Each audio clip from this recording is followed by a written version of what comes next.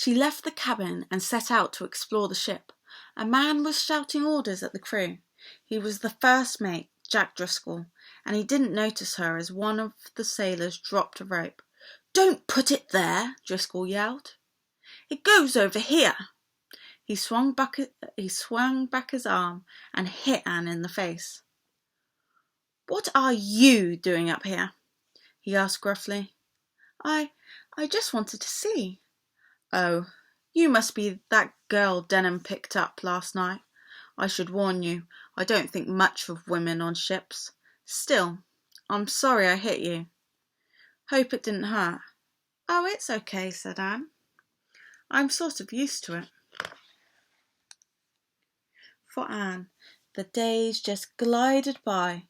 She loved life aboard the Wanderer. The rest, fresh air, and good food made her feel like a new woman. Work on the film was going well. She spent hours each day in front of Denham's camera. The director tested her face from every possible angle and found her perfect. Anne was a little concerned that he kept asking her to scream as though she'd seen something terrible. But she was having so much fun that she pushed this disturbing thought to the back of her mind. Anne and Jack gradually became very close friends. Jack wasn't used to women, but he found Anne easy to talk to. As they got to know and like each other, Jack started to worry about what would happen to her when they reached their destination. The ship had already sailed through the Panama Canal, past Hawaii, Japan, the Philippines, and Sumatra, and still Denham hadn't told them where they were going. Jack decided it was time to find out, so he went to confront Denham. "Hey, Denham," Jack said, "you've got to let us know what's happening. Where are we heading? What crazy plans have you got this time?" Denham raised an eyebrow. "What's this, Jack? You going soft on me?" "Course I'm not," Driscoll said. "It's Anne." "Oh," said Denham. "You've gone soft on her." He frowned. "As if I haven't got enough problems without you falling in love." "Who said anything about—" Jack blushed. "I always thought you were a real tough guy, Jack," Denham went on. "But if beauty gets you," he laughed, "it's just like my movie.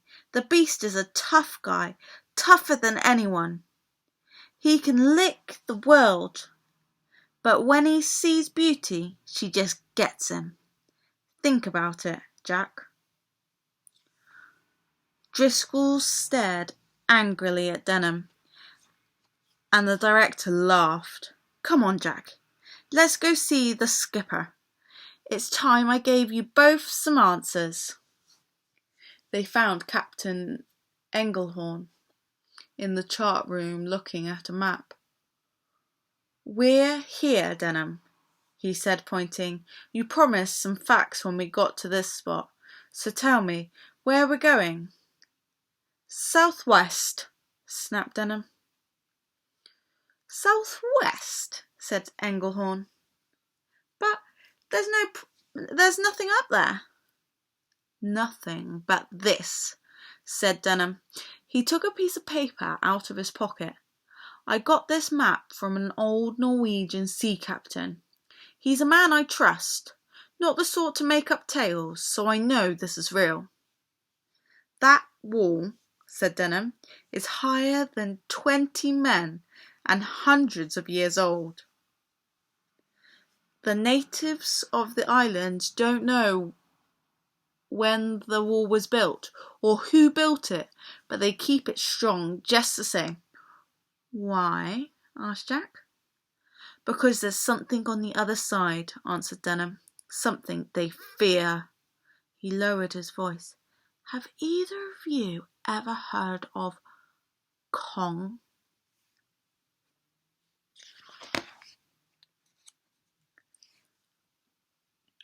"Why, Yes, Eaglehorn replied uneasily.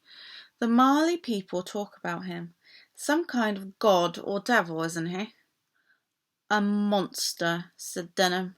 He holds the island in a grip of fear. I'm going to find that beast and put him in my picture. Jack gulped. The Beast, Denham's movie, was going to be about Beauty and the Beast. The image of Anne Darrow's face came into his mind, and Jack Driscoll was suddenly afraid. A few days later, the ship was wrapped in a blanket of fog and slowed down to a crawl. Denham Driscoll and Anne were on deck with the captain, impatiently waiting for their first glimpse of the island. From down below came the voice of a sailor measuring the fathoms, 20 fathom depth of the water. 30 fathoms, he called. 25 fathoms. 20 fathoms. 10! We're closing fast, said Englehorn. Driscoll, tell them to drop anchor. Jack gave the order, and they heard the anchor splash into the ocean. At the same moment they heard another chilling sound. Drums, said Driscoll. As they listened, a wind came up and the fog parted like a curtain.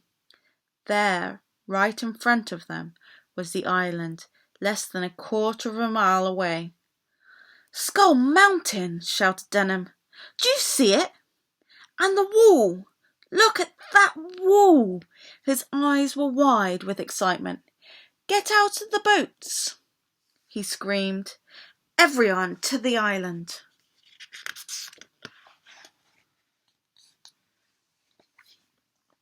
They were on the beach in less than an hour, and came to a village that at first seemed deserted, but the ominous drumming got louder and louder. They must be having some sort of ceremony, said Denham, barely concealing his excitement. Suddenly a wailing chant of Kong, Kong rose above the drums. Listen, said Denham. They're calling for Kong. You all stay here. I'll go on ahead and see what's happening. He was back in a flash. Everyone keep quiet, he whispered.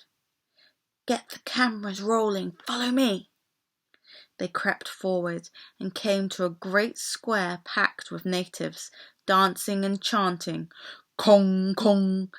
At the far end of the square was the massive wall. Stone steps led up to a huge gate, in front of which knelt a beautiful girl wearing a necklace of flowers. Denham had his camera running. This was even better than he had hoped for. What a film this would be!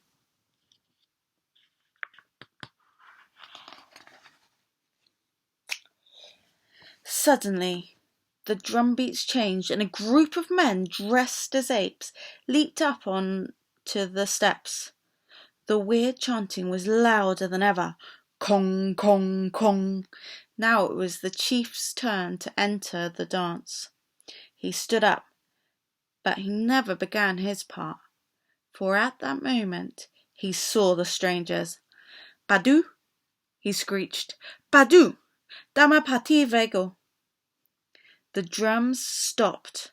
The chanting stopped. Everyone stood still. There was dead silence. Easy, boys, said Denham quietly. Remember, we're the ones with the guns. Don't make any sudden moves. The chief lifted his hand and all the tribesmen raised their spears. Watu! Shouted the chief. Tamadi! Tamadi! That's lucky, said Captain Englehorn. I can speak the language. He stepped forward. Greetings, he called. We are friends. Bala, bala, friends. Tusko, Tusko, the chief yelled. That means get out, said Englehorn. Talk him out of it, ordered Denham. Ask him what the funny dance is all about.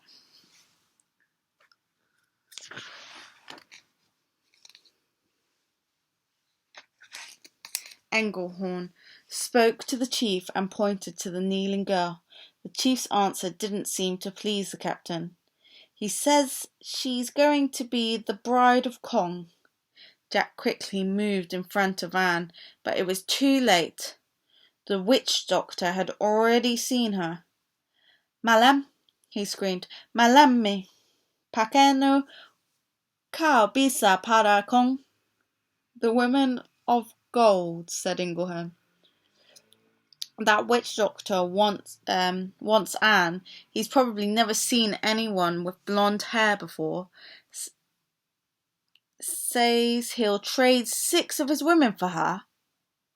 Tell him it's no deal, said Denham. The captain and the chief continued their strange conversation. I told him we'd talk again tomorrow, said Captain Inglehorn. Right, let's get back to the ship, Denham ordered. We'll go slowly with big smiles on our faces. You men there, you go first. Keep Anne in the middle and keep your guns ready.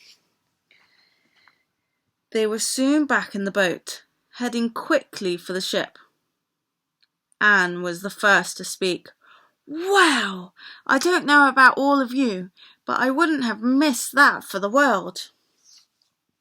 As the sun went down, Anne looked over the water and listened to the sinister beating of the drums. Jack joined her. Why aren't you in bed? He asked. I couldn't sleep. The sound of those drums make me nervous, I guess. Me too, said Jack. Denham was crazy letting you go ashore today. I dread to think what he'll want you to do for this picture. After what he's done for me, Anne said, I'd take just about any risk for him. Don't say that, Anne. When I think of what might have happened today, if anything had happened to you, well, then, Anne smiled, you wouldn't have been bothered by having a woman on board. Please, Anne, don't laugh. You know I'm scared for you. You know I love you. As she kissed him, they heard Captain Engelhorn calling Jack to the bridge. But when he left her, neither of them heard the gentle splash of oars in the water.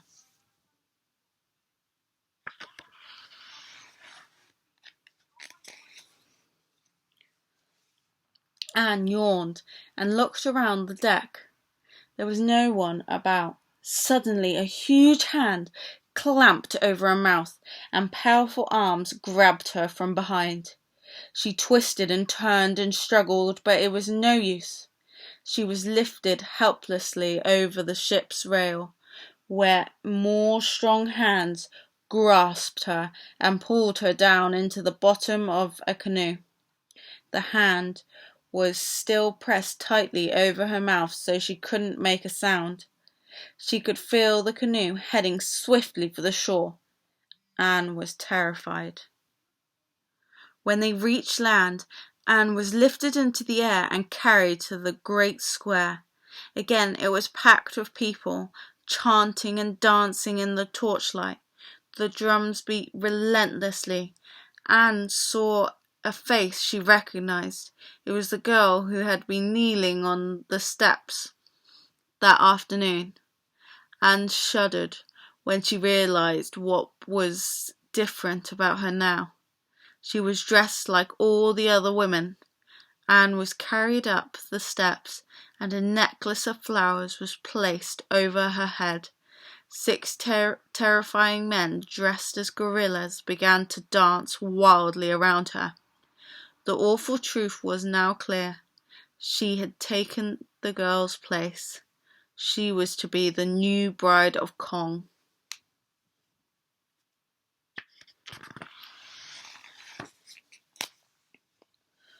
On the Wanderer, just before midnight, Lumpy, the ship's cook, found a wooden bracelet on the deck. "On deck!" he shouted. "All hands on deck!"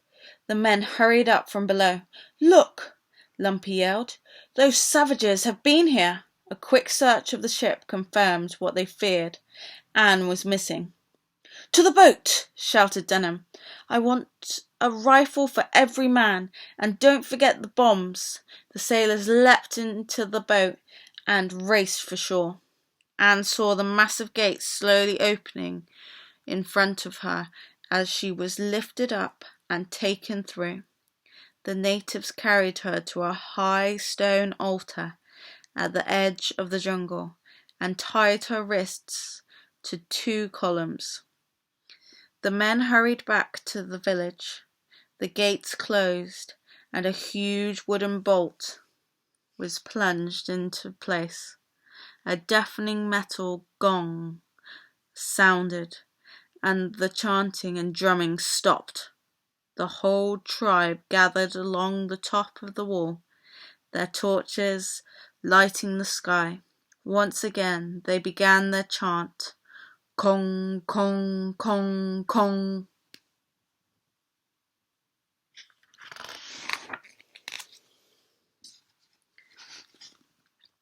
Anne was frantic with fear.